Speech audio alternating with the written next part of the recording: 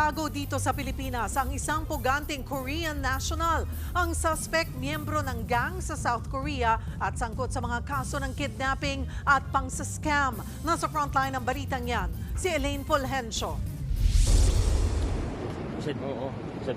Hindi na nakapalag ang Koreanong yan nang arestuhin ng mga ahente ng NBI Organized and Transnational Crime Division at BI Fugitive Search Unit sa isang condominium unit sa Pasay City.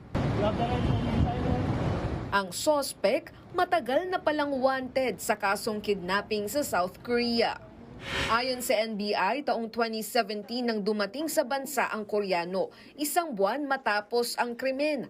2019 nang maglabas ng red notice ang Interpol laban sa kanya at mula noon, hindi na siya nahagilap. He was able to stay here. Ginagawa lang, nagre-report siya sa BI para ma-renew yung kanyang stay. But then in 2020, he stopped reporting. Kabilang daw ang sospek sa isang gang sa South Korea.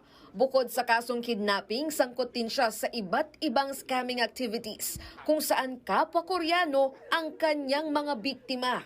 Nag-aalok po sila ng investment na kung kumukuha po sila ng pera sa kapwa nila Koreano, nangangako na kikita sa investment na ito at kalaunan na itatakasan po nila ito.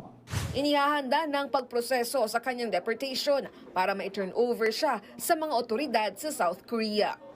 Nagbabalita mula sa frontline, Elaine Fulgencio, News 5. Mga kapatid, Cheryl Cosim po, huwag maging huli at maging una sa lahat sa balitaan.